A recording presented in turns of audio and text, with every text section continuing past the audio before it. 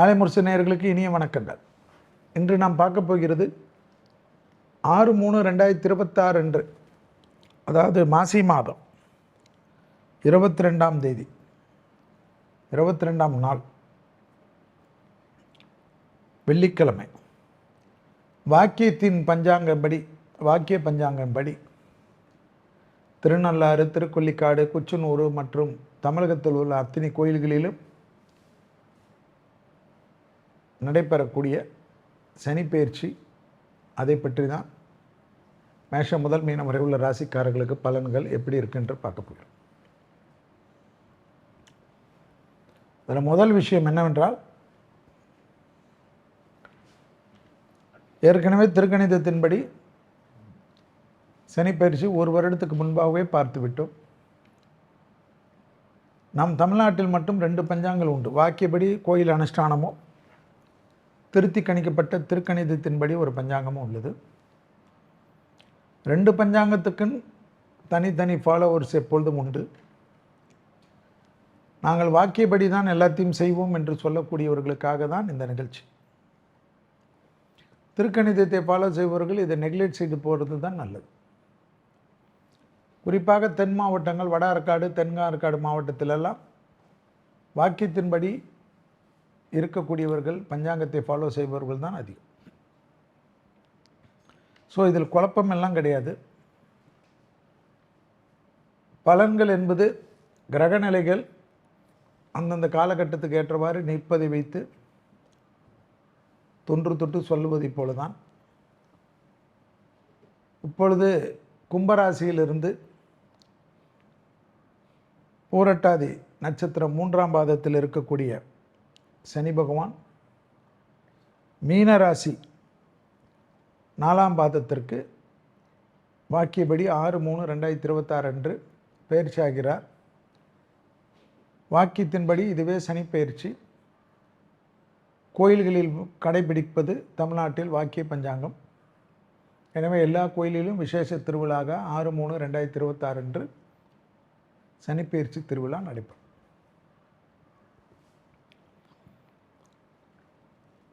குறிப்பாக பொது பலன்களாக பார்க்கின்ற சமயத்தில் குரு வீட்டில் சனி வருகிறார். குரு வீட்டில் சனி வருகிறார். குருவானவர் பிரகஸ்பதி, சனியானவர் தர்மத்தை நிலைநாட்டக்கூடியவர். உலகத்தில் அதர்மங்கள் எல்லாம் பெரிய அளவுக்கு அழிக்கப்படும். அதனால்தான் போர் மேகங்கள் எப்பொழுதும் காணப்படுகிறது. வாக்கியத்தின்படி 2028ஆம் ஆண்டு வரை மீனத்தில் இருந்தாலும் அதன் பிறகு மேஷமான செவ்வாய் வீட்டில் போய் நீசம் அடைய போகிறார். அடுத்த பயிற்சி அங்கு ஒரு 2.5 ஆண்டு காலம். ஸோ மொத்தம் 2031ஆம் ஆண்டு வரை உலகத்தில் பொதுவாகவே அமைதி நிலைக்காது. தங்கத்தின் விலையெல்லாம் ஏறிக்கொண்டே தான் இருக்கும். ஆனால் முதலீடு செய்யக்கூடிய காலகட்டம் கடந்து இப்பொழுது அவசரப்பட்டு முதலீடு செய்வதை விட்டு இந்த யுத்தங்கள் எல்லாம் தளர்ந்த பிறகு யோசிக்குது. லாங் ஸ்டாண்டிங்கில் செய்வதற்கு தங்கம், வெள்ளி எல்லாம் பொறுமையாக செய்யலாம். ஆனால் இப்பொழுது இல்லை. கண்டிப்பாக விலை ஏறும் என்றால் வேறும் பெரிய அளவுக்கு ஏறக்கூடிய அமைப்பு. செயற்கை தங்கம் கண்டுபிடிப்பார்கள், அந்த தங்கத்தை கண்டுபிடிப்பார்கள், இந்த தங்கத்தை கண்டுபிடிப்பார்கள் என்று நிறைய குழப்பினாலும் தங்கம் என்பதும் இயற்கை என்பதும் தங்கத்தினுடைய இயற்கையான தங்கத்திற்கு எப்பொழுதும் அதனுடைய மதிப்பு என்றைக்குமே உயர்ந்து கொண்டே தான் இருக்கும் என்பதையும் ஞாபகத்தில் வைத்துக்கொள்ளும். மக்களுக்கு பெரும் பாதிப்புகளை இந்த சனி கிரகம் குரு வீட்டில் இருக்கக்கூடிய காலகட்டத்தில் ஏற்படுத்தும்.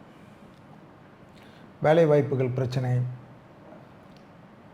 பஞ்சம் பட்னி சாவு, தண்ணீரால் ஏற்படக்கூடிய பாதிப்புகள், கடல் அமைப்பில் பாதிப்புகள், கடல் பயணங்கள் பாதிப்புகள், கடல் போக்குவரத்து பாதிப்புகள், அணுகுண்டுகள் போன்ற பிரச்சனைகள், மக்கள் வாழவே கூடாத மாதிரி செய்யக்கூடிய செய்கைகள், கெமிக்கல் வெப்பன்ஸ் போடுகிறது, மக்களை துடிக்க வைக்கிறது, வக்கர புத்தியாளர்களால் நானும் அழிகிறேன் உங்களையும் விடமாட்டேன் என்று அழகான சந்தோஷமான இருக்கக்கூடிய மக்களுக்கு, அழியாத மக்களுக்கு, குழந்தைகளுக்கு ஒன்றுமே தெரியாத தான் உண்டு, தன் வேலை உண்டு, தன் வீடு உண்டு, தன் குடும்பம் என்று வரிகளை கட்டி கொண்டு இருக்கக்கூடிய மக்களை போய் தொந்தரவு பண்ணுறது. வலிமையானவன் இந்த உலகத்தில் ஜெயித்து கொண்டே இருப்பதை போல் அமெரிக்கா, இஸ்ரேல் போன்ற நாடுகளெல்லாம் செய்யக்கூடிய எந்த ஒரு விஷயத்திற்கும் எந்த நாடுகளும் தடுக்க முடியாமல் திணறுவது, ஆயுதங்களை வைத்து மிரட்டுவது, எப்படி இல்லீகல் எலிமெண்ட்ஸ் எல்லாம் கத்தியை வைத்து, துப்பாக்கியை வைத்து, ஆயுதங்களை வைத்து பொதுமக்களை மிரட்டுவதை போல் நாடுகளை மிரட்டுவது, அந்த நாட்டுகளில் இருக்க கனிம வளங்களை எல்லாம் கொள்ளையடிப்பது, அதற்கு ஒரு நியாயம் கற்பிப்பதற்கு ஒருத்தர், அந்த நாட்டு சட்டத்திட்டங்கள், எந்த நாட்டு சட்டத்திட்டங்கள் அவர்களுக்கு உண்டான மக்கள் அதற்குண்டான விஷயத்தில் அவர்கள் சந்தோஷமாக ஏற்றுக்கொண்டார்கள் என்றாலும் இவர்கள் விடுவதில்லை. எல்லாவற்றிலும் சிதைப்பது, எல்லாவற்றிலும் வியாபாரத்தை பார்ப்பது. இதெல்லாம் யோசித்து பாருங்கள். ஒரு மனிதர் வந்தார், ட்ரம்ப் என்ற ஒரு மனிதர். அமெரிக்காவில் இருக்கக்கூடியவர்களுக்கும் சரி, உலகம் முழுவதும் இருக்கக்கூடியவர்களுக்கும் சரி, காலையில் என்ன செய்வார், மாலையில் என்ன செய்வார், மதியம் என்ன செய்வார் என்ற திருக்கணிதத்தின் பயிற்சியிலே இதெல்லாம் நாங்கள் பேசியிருக்கோம். யுத்த பூமிகள் தான். சும்மா எவ்வளோ வாட்டி தான் பேசுறது, போர் அடிச்சிடுச்சு. நான் தான் சொன்னேன் எவ்வளோ வாட்டி தான் நாங்களே ஸ்டிக்கர் ஒட்டிக்கிறோம். உலகத்தில் நிம்மதி இருக்காது. தாய்நாடு விட்டு வெளிநாடுகளில் சென்றவர்களெல்லாம் கவனமாக இருங்கள், வாழ முடியாது, உங்களை வாழ்க்கையில் விடமாட்டார்கள், நீங்கள் சம்பாதித்து வைத்த சொத்தெல்லாம் பிடுங்க பார்ப்பார்கள் என்றால் நாம் சொல்லியிருக்கோம். அதனால் இந்தியாவில் வந்தாலும் நீங்கள் தங்குவதற்கு ஒரு இடம் வைத்துக்கொள்ளுங்கள். யார் தொட்டாலும் நம்ம நாட்டில் வந்து சந்தோஷமாக 2 இட்லி 2 சாம்பார் சாப்பிட்டாலும், ஒரு ரசம் சோறு சாப்பிட்டாலும் தூங்குற மாதிரி ஒரு இடம் வைத்து கொள்ளுங்கள். இங்கு வந்து யாரையும் நம்பாதீர்கள், உங்கள் பேரிலே எல்லாம் வைத்து கொள்ளுங்கள் என்றெல்லாம் நம்ம சொல்லியிருக்கோம். வளர்ந்த நாடுகள், அந்த நாடுகள், இந்த நாடுகள் எல்லா இடத்துலையும் வரும் யுத்தங்கள் வரும். இல்லைன்னா மனிதனுடைய என் நாட்டில் உட்கார்ந்து நீ இவ்வளோ சம்பாதிக்கிறாய என்று உன்னுடைய திறமை கிளைகள் எல்லாம் கொச்சைப்படுத்தி அதில் கொள்ளையடிப்பதற்குன்னு ஒரு கூட்டம் வேலை செய்யும். இதெல்லாம் நடக்கும். என்ன செல்வி குரு வீட்டில் சனி வரச்சா இப்படியெல்லாம் பயமுறுத்துறாருன்னு இல்லை, இதுதான் நடக்கும், இதுதான் நடந்துட்டுருக்கும். அடுத்தது வரும், யுத்தங்கள் தொடர்ச்சியாக இருக்கும். அந்த யுத்தத்தில் பாதித்தவங்கெல்லாம் திடீர்னு வருவாங்க, வேறு ரூபத்தில் பண்ணுவாங்க, எல்லா இடத்துலையும் வரும். இந்தியாவையும் நிம்மதியாக இல்லாதபடி பண்ணுவார்கள். இந்தியாவில் எல்லை பகுதியில் இருப்பவர்கள்லாம் ஒன்று சேர்ந்து கொள்வார்கள். இந்திய தலைவர்களும் ரொம்ப கவனமாக இருக்க வேண்டும். தலைவர்கள், முப்படை தளபதிகள், பெரிய பொறுப்பில் இருப்பவர்கள், மந்திரி பிரதானிகள், அதிகாரிகள், போலீஸ் துறையில் இருப்பவர்கள், உயர்ந்த தொழில்நுட்பத்தில் இருப்பவர்கள், தொழிலதிபர்கள், விஞ்ஞானிகள், திறமையாக இருந்தால் இங்கே இருக்கக்கூடாது, நீ அவங்க கிட்ட போயிட்டு உழைக்கணும், இல்லை என்றால் கடத்தப்படுவீர்கள். நீ தான் இதான் நடக்கும். என்ன சனி நியாயவான், நீங்கள் குரு வீட்டில் வந்தால் இதெல்லாம் நடக்கும். இதெல்லாம் நடந்தால் தான் நியாயம் பிறக்கும். வேலை வாய்ப்பு நிறைய போகிறது. ஒரே நாளில் 1 லட்சம் பேர் வேலை இல்லாமல் தான் என்ன அந்த குடும்பம். 1 லட்சம் பேர்னால் 4 லட்சம் பேர். ஏதோ வருஷத்துக்கு ஒரு வாட்டி நடந்தால் பரவாயில்ல, மாதத்துக்கு 2 வாட்டி, மாதத்துக்கு 4 வாட்டி, மாதத்துக்கு 5 வாட்டி நடக்கும்னா கணக்கு போட்டுக்கு. இப்போ எத்தனை குழந்தைங்கள்லேருந்து எத்தனை பெரியவர் வரைக்கும் கஷ்டப்படுவார்கள். எல்லாம் பத்திரமா வச்சுக்கிங்க, எல்லாத்துலேயும் கவனமாக இருங்க. இன மோதல்கள், மத மோதல்கள்லாம் நம்ம நாட்டில் விட்டுறாதீங்க. அரசியலில் கூட யாரையும் தனிப்பட்ட தாக்குதல்லாம் வைத்து கொள்ளாமல் இருப்பது வரக்கூடிய காலகட்டத்தில் நன்மை தரும். நினைத்து பார்க்காத திருப்பம்லாம் வரும். யோசிச்சு பாருங்கள், துபாய்க்கும் இந்த குவைத்துக்கும் கத்தாருக்கெல்லாம் இந்த போரில் என்ன சம்பந்தம்? எங்களை அழிக்கிறதுக்கு நீ துணை இருக்கிறாய் என்று உன் நாடை விடமாட்டோம் என்று அங்கே தாக்குதல் நடத்துனாங்களா இல்லையா? சந்தோஷமாக சொர்க்க பூமியாக இருந்த நாடெல்லாம் மாட்டிச்சா இல்லையா? ஒரு பதட்டத்தை கொடுத்ததா இல்லையா? எப்படி பதட்டம் வரும்னே தெரியாது, யார் மூலிமா வரும்னே தெரியாது. அதே போல் மருத்துவத்தில் புரட்சிகள் ஏற்படும், பெரிய பெரிய நோய்களுக்கெல்லாம் மருந்துகள் கிடைக்கும், ஆச்சரியமான முன்னேற்றங்கள் கிடைக்கும், எல்லா விதத்திலையும் அனுகூலங்கள் கிடைக்கும், தொழிலில் பெரிய மாற்றங்கள் கிடைக்கும்.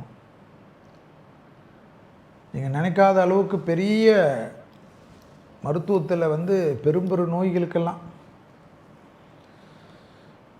இந்த வருஷம்லாம் ரொம்ப நல்லாயிருக்கும். 28க்குள்ளெல்லாம் நிறைய மெடிக்கல் புரட்சிகள் ஏற்படும். இந்த ஸ்கேன் மிஷினு, இசிஜி மிஷினு, ஹார்ட்டுக்கு, கேன்சருக்கு, பிரெயினுக்கு, ஆட்டோஇம்யூன் டிசீஸ்க்கு, மூளை வளர்ச்சியாக இருக்கிற குழந்தைங்களுக்கு. அதே போல் ட்ரக்குகள் உலகத்தில் அதிகமாக இருக்கும்.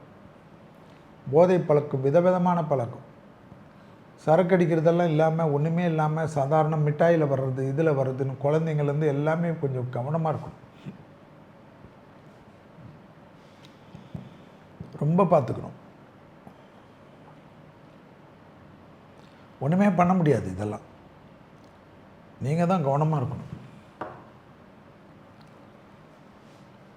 எவ்வளோக்கு எவ்வளோ ஜாக்கிரதையாக இருக்கிறீங்களோ அவ்வளோக்கு எவ்வளோ நல்லது.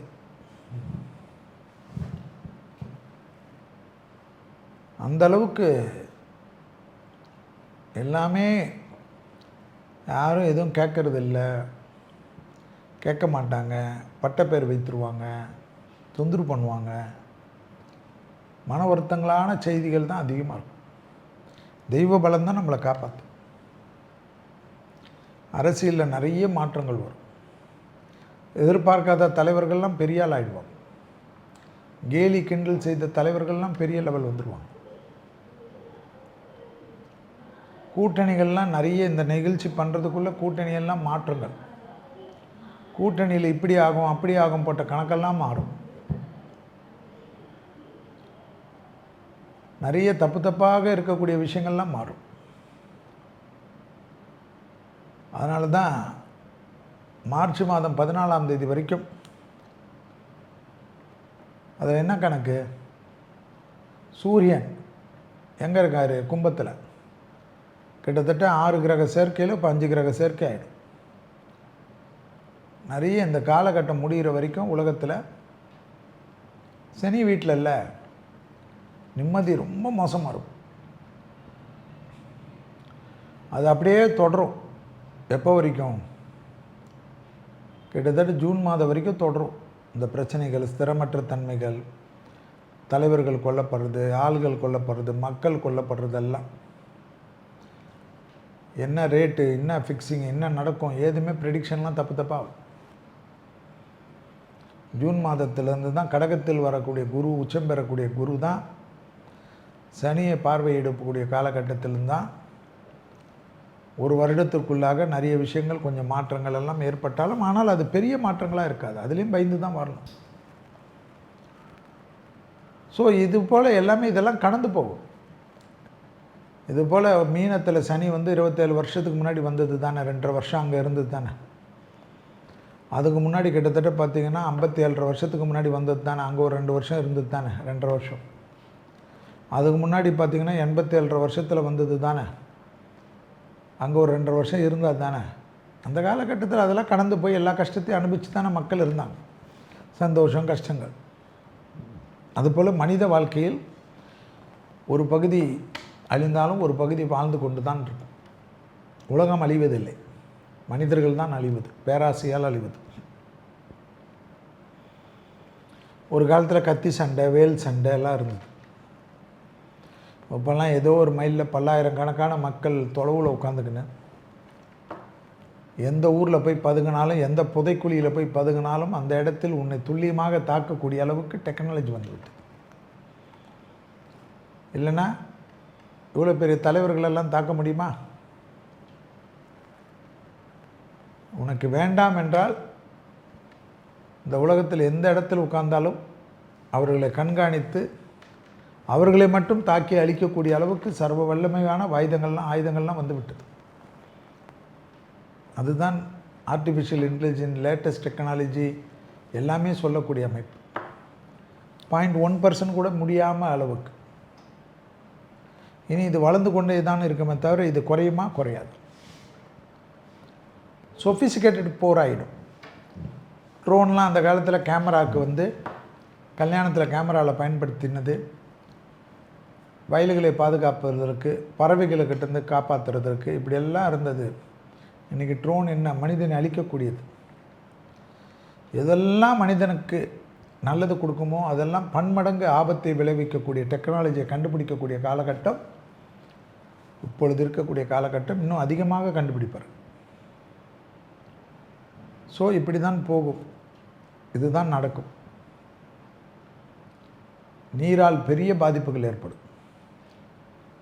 நீர் கிடைக்காமல் கஷ்டப்படுவார்கள், நீரால் சூழ்ந்து கஷ்டப்படுவார்கள். எப்படி வருது பாருங்கள். நல்ல நீரே இல்லாத கெடுக்குமா, வறட்சியால் பாதிப்பு ஏற்படும். நீர் கொட்டியே அழிக்குமா, கடல் உள்ளே அழிக்குமா, செயற்கை சுனாமிகளை உருவாக்கக்கூடிய அளவுக்கு வந்துடுமா. ஸோ இதெல்லாம் இந்த சனியுடைய குரு வீட்டில் இருக்கக்கூடிய சனி என்பதை ஞாபகத்தில் வைத்துக்கொள்ளும்.